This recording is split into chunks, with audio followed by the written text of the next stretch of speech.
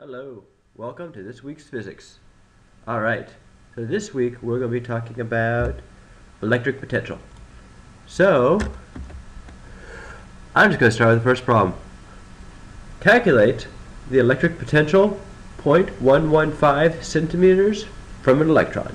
Okay, so this is the first electric potential problem we have here. I'm going to talk a little bit about electric potential.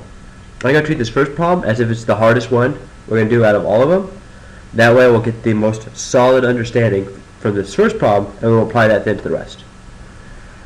Alright, so for starters, let's look at big picture here. Big picture life. So you're going to see phrases like electric potential. And then you're going to see phrases like electric field.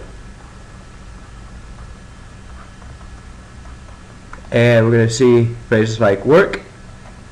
I'm going to see phrases like force. Alright, so electric potential relates to work. This is for any type of potential. Gravitational potential, I don't know, there's probably some other forces out there you can put the word potential after and it would mean the same idea. The idea is electric potential relates to work. Electric field relates to force. So, and then the relation between electric potential and electric field is potential, which we're going to use V for volts, equals negative integral, E dot dr. And then for work to force, we have work equals integral F dot dr. I think this is a dot product right here. Alright, so same idea here. Force is a vector, work is a scalar, electric field is a vector, potential is a scalar. So, I hate the term electric potential. Whenever you see the phrase electric potential or electric potential difference, think of it as electric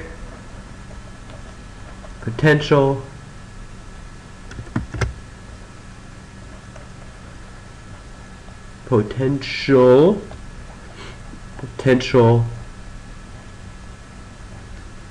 energy difference. You're like, what? You just took a simple concept and added more words to it. Well, I kind of did. So, and I didn't just say potential twice because it's, you know, not the whole dodgeball thing where potential is twice as important as the other words. It's not. So, electric here means that you're doing electrostatic charges, charged particles. Potential energy here means like potential energy. Like when you're talking about gravity, mgh. It's energy due to position. So, if you think of this in terms of gravity, then it's potential energy. This is joules. And the difference is because you need a reference point for all of them. Even though they say, what is the potential? What they really mean is, what is the potential between whatever point you're talking about and infinity? Potential is always the difference between the two. And this potential here means how much, what is the potential energy. So for example, if I relate this to gravity, and I say, I have a ball that's 10 meters off the ground. How much energy does this ball have? Here's the ground. Here's the ball. This ball is going to fall. And how much energy it has? Well, your first thought is mgh. Energy equals mgh. Really, that's just a simplification of force equals big G mass 1, mass 2 over r squared. And then you do work equals F dot dr. You work it all in there, and it simplifies basically to this, more or less. You know, when you're talking about close to the surface of the Earth. So here you'd say, all right, we have 10 meters off the ground, so we know what height is, we know what gravity is, but I never told you what the mass was. So how can you know how much energy something has if we don't tell you the mass? Well, you could be like, all right, I don't know what the potential energy is, i.e. the energy due to the position of the ball that you're talking about, but I can't tell you the amount of energy depending on the, the kilograms of it. So I can give you the joules per kilogram that you're talking about. That way if you're giving me a 10 kilogram ball, you raise it 10 meters, I can do the calculations, bam, tell you how much energy you have. So what we're talking about here in electric potential is measured in volts, which I think is tragic. Not that Volt was a particularly, I don't know enough historical history about him to tell him he's good guy, bad guy. I don't really care. All I know is that volts is a measure of joules per coulomb, which I always call it joules per coulomb because it makes a lot more sense. It's like, wow, joules energy, coulomb charge. So how much energy it has? Well, it matters how many coulombs you're talking about here. So when I say potential here, I mean here's the joules and here's the potential for how much energy can be there based on the number of charges you have. And the difference, because even if you're talking about just 1 point, you're really talking about that 1 point and infinity. Alright. So that's why don't we use this in, you were kind of told this concept in Physics 1, but they never really stressed it. They never really talked about the gravitational potential energy. Why that is, I don't really know. Why it's such a big deal in electrostatics, or with charged particles, but not with gravitational, I don't know. I don't know either. So maybe it's just because when you start talking about circuits, potential is more useful. Maybe. I'm not entirely sure. Alright, so back to the first problem. Calculate the electric potential 0.115 centimeters from an electron. Okay? So we have our electron right here. And we have a distance of 0.115 meters. Is that right? Whoa, 0.115 centimeters. So this would be times 10 to the negative second meters. There we go. Okay? So we have basically two formulas that we associate with voltage. You probably have already seen the equation KQ over R. Specifically R, not R squared. You've probably also seen, and Parks already showed it to you, E dot dr. Well, this can also be rewritten as KQ over R squared integral dr negative, which, for terms of integraling, like integrating is actually the real term, it's better to look at it as r to the negative 2 dr, which is negative KQ r to the negative 1 divided by negative 1. There's probably supposed to be a plus c in there. I don't care. Negative, so then you get positive, because you have double negative, KQ over R. So the idea here is, if you have a vague idea of what both of them are, then, and you have one of them memorized, then you can use that to kind of figure out what the other one is. So you can either memorize this formula right here, or memorize this formula right here, and then know what E is. So either way, it'll be able to get you the formula. You need to know the formula. And this is here is specifically for a point charge. Alright. And I guess everything in life is made up of small points, so that's kind of the formula for everything in life. So let's see here. If we do this, then we have 0.115 times 10 to the negative second. That is, no, I don't want to do that yet. Let's cut straight to the chase. 8.99 times 10 to the ninth. That's K. We have an electron, so I will Wikipedia real quick.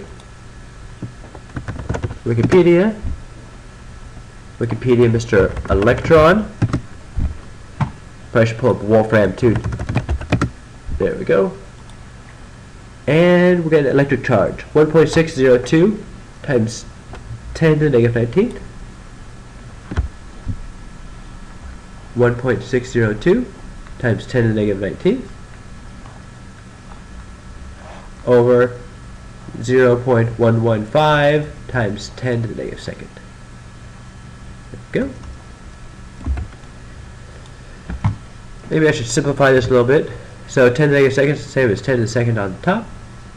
9 plus 2 is 11. 11 minus 19 is negative 8.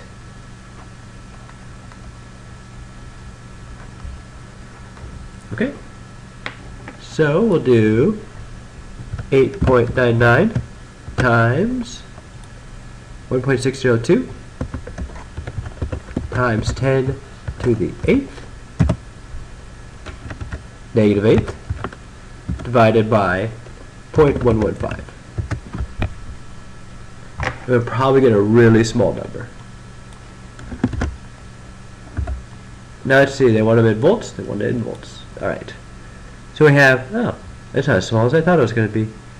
1.25 times 10 to the negative 6.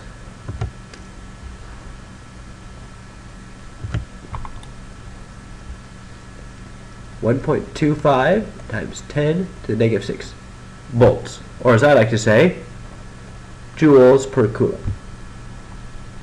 Okay? So one other thing I should mention here is what this actually means.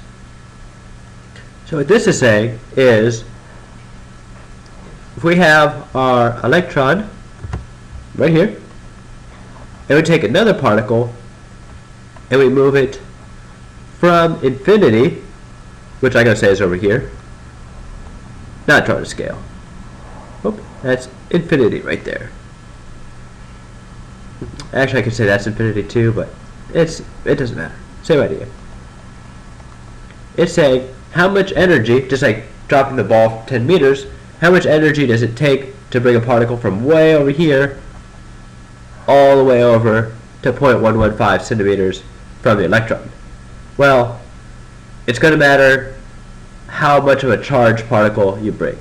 So that's why our answer is going to be in joules per coulomb. Coulomb being the charge that we're bringing in. So on that note then, a little bit on notation, I would write this as V115 centimeters infinity. Usually they don't put a little comma in there, but I like to sometimes. So what I mean by this is KQ over 0.115 times 10 to the negative second minus KQ over infinity. So this is still the electron here. Now since this is infinity, any number divided by infinity, assuming it's not infinity itself, will then be 0. So this part we just ignore, which is why they don't even write it in. So I like to write it in because that way it's just a little bit more clear. Okay? So next we're going to go to what is the magnitude of the electric potential difference. Again, I say electric potential difference is the exact same as electric potential, except this time they're giving us the second point.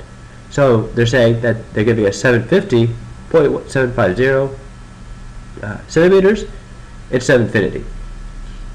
So what is the electric potential difference between 2 points that are that far and that far from the electron? Okay. So I'm going to draw it like this. Electron, this will be 0.115 centimeters. I'll say times 10 to the negative meters. And I can draw it down here. There we go.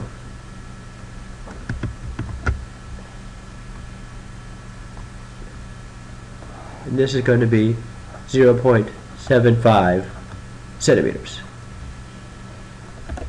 So it's saying what is the magnitude of the electric potential difference between 2 points? Okay, they're asking for the magnitude, which specifically does not matter direction. So we bring a particle in from infinity to point, let's call this guy A, let's call this point B, or bring a point in from here. These will both give us a number, a joules per coulomb. So we could say then that this might be, I'm just throwing this number out here, 1004 joules per coulomb. So this would mean that this is a negative charge. By moving it closer, we're like compressing a spring between the two. And we could say this one might be 1,002 joules per coulomb. So what this would be saying then is the potential difference between A and B would be this area right here, which you'd logically look at and be like, oh, well that's 2 joules per coulomb. Because you take this guy minus that guy. So if I was going to write this out in a more formal manner, I would say voltage AB equals voltage A infinity minus voltage B infinity equals KQ over A minus KQ over infinity minus bracket KQ over B minus KQ over infinity. Right. And then you would look at this and you'd be like, oh, distribute the negative sign. The negative infinity in the bottom is going to go to 0, so it doesn't matter. And you get KQ over A minus KQ over B, which will then just equal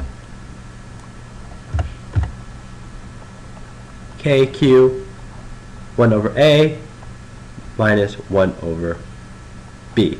So this is probably the formula that they give you, where they say voltage AB equals voltage A minus voltage B. The first number minus the second number. Okay, that's true. I like my way better because it's more obvious what you're actually trying to do in life. But it's still true. So to do this real quick, we have 8.99 times 10 to the 9th times 1.602 times 10 to the negative 19th all over. Nope, not going to do all over yet. Over 0.115 minus, what is it, 0.75? 0.750. And then they're centimeters, so I'm going to put like 10 to the second on top. Wolfram this real quickly, so I get something a little bit simpler. Actually, I'm going to fix the exponents. 9, ooh. Right. 9 plus 19 is 10. Negative 10 plus 2 is 8. Yeah, close enough. Excuse me.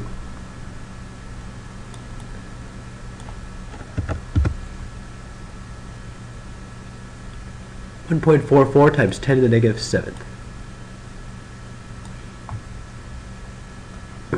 1.44 times 10 to the negative 7th times 1 over 0.115 minus 1 over 0.750. Alright. So, looking at this straight from a logical point of view to start with, it's going to take, assuming they're both negative charges, it's just easier to visualize so they repel each other instead of attracting each other to start with. So we're going to grab a particle from here and drag it all the way to A, which is closer to the charged particle. That will be more difficult than dragging a particle from infinity and dragging it all the way to B, which is further away. So it makes sense that the 1 divided by 0.115 would be bigger than 0.750. So we'll get a positive number. Now,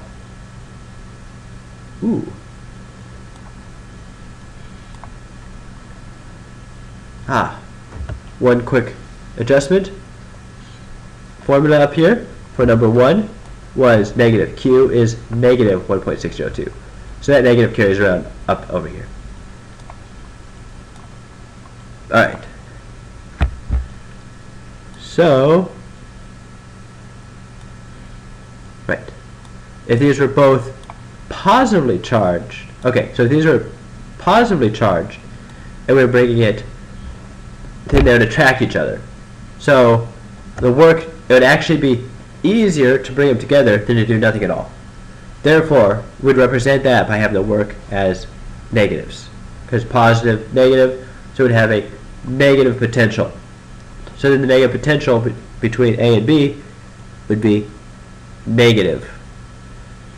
And it matters then if you're moving it from B to A, which would give you, assuming these guys are positive, if you move it from B to A, you have a negative potential because that'd be easy. And if you had a positive charge, it was being attracted to the negative charge, you moved it from A to B, then it would be positive because it would take work to pull your positive charge away from the negatively charged electron. So I am going to calculate this guy out real quick. 1 divided by 0.115 minus 1 divided by 0.750. Don't really need that extra 0, but I'm going to put it anyway. And I get 1.06 times 10 to the negative 6.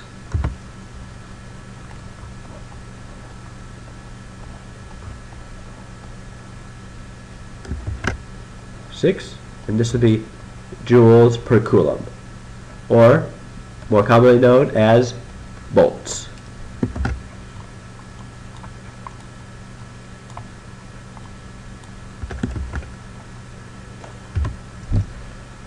Alright, so 1.06 times 10 to the negative 6 volts, or joules per coulomb as I like to say. Alright, then part C, how would the answers change if the electron were replaced by a proton? Alright, so this goes back to what we discussed earlier. We just got to see when the charge matters and when it doesn't. So voltage is kQ over R. Therefore, even though voltage is a scalar, it can be positive or negative. Therefore, this Q, if it's a proton as opposed to an electron, would then flip the sign. So the sign of A would change. Now for the sign of B, what is the magnitude of the electric potential? Magnitudes are always positive. Magnitude, think of it like as a distance.